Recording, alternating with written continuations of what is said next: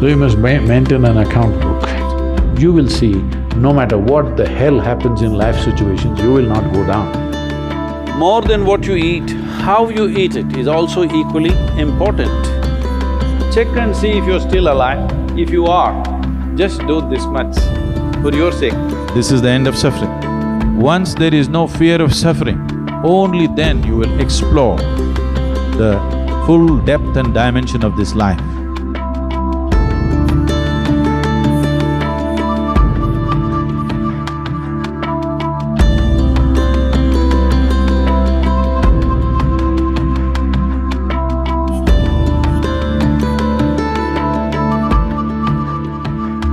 Outside challenges are many. There are many things in the world. Some things will happen, some things won't happen, some things will act for us, something will work against us.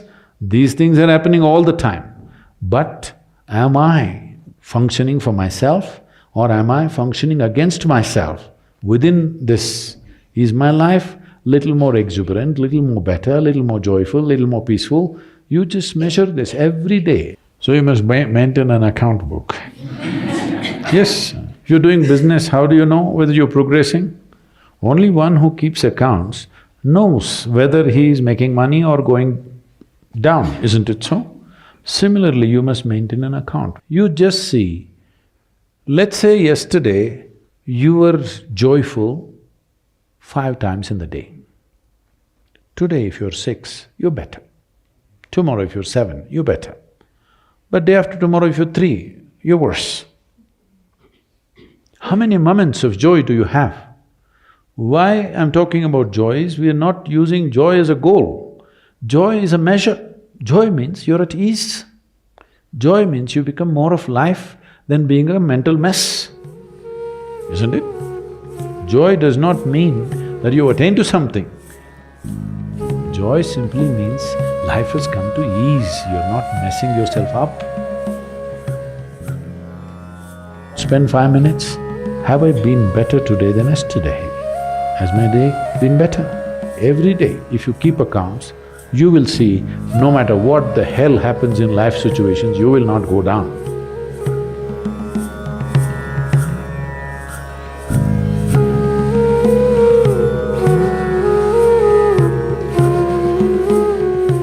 Here I am not trying to tell you what to eat and what not to eat. You eat whatever you want. But being a human being, the most important thing is that you do it consciously. Whatever you do must happen consciously. Your selection of food and consumption of food also must happen consciously. More than what you eat, how you eat it is also equally important. When I say how you eat it, these are all live substances. Every one of them had a life of their own, whether it's a plant, animal, vegetable, every one of them had a life of their own.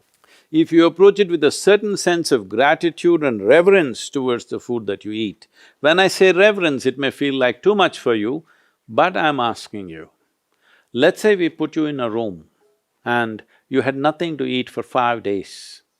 If God appears in front of you, what will you ask for? Food? So that's how important it is.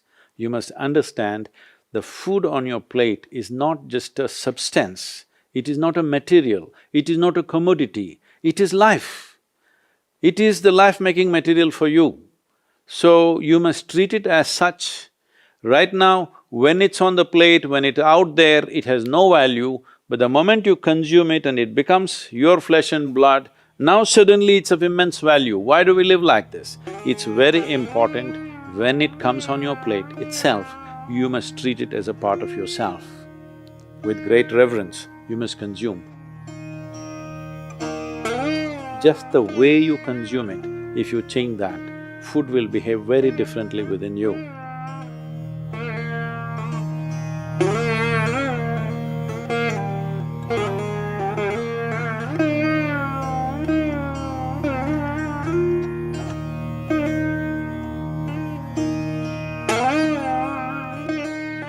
The soil that you walk upon has a certain sense of intelligence and memory.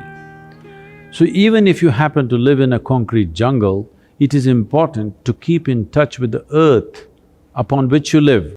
create ways for yourself to somehow remain in touch with the soil or the earth upon which you live, that part of the earth.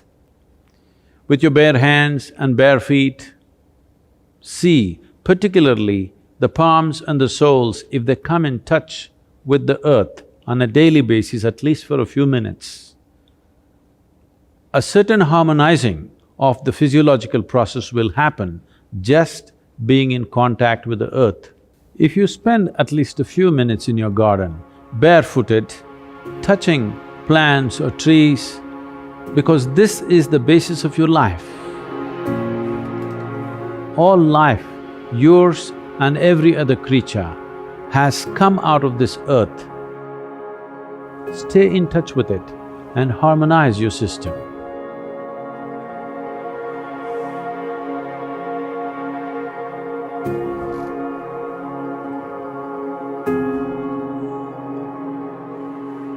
One thing is, before you go to bed, just sit in your bed just for 2 minutes. 2 minutes, just see, suppose you're going to die right now in 2 minutes' time, how it'll be, and then sleep. You will see tomorrow when you wake up, you will wake up like you just born. If you go to sleep with this awareness, you will wake up with a completely new dimension of energy within you. Suppose you wake up tomorrow. No, that's not… See, you think it's a joke, that's a problem. Every day, nearly 300,000 people don't wake up tomorrow. So in case you wake up tomorrow, check and see if you're still alive. If you are, just do this much, for your sake, not my sake. One big smile, you're still alive. Hello?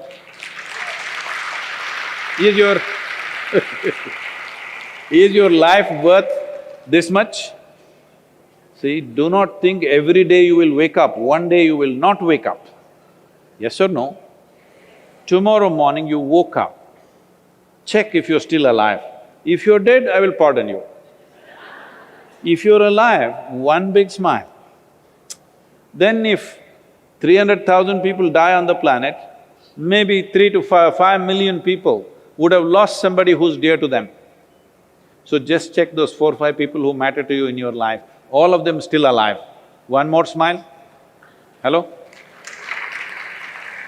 And you looked at the watch, it's 7 o'clock and you're still alive. One more smile. Hello? From now on you must do this every time you look at the time. If you're alive, you must smile, because this is the greatest thing happening to you. Not your money, not your profession, not your family, you're alive right now, this is the thing. Very brief, let's make it happen.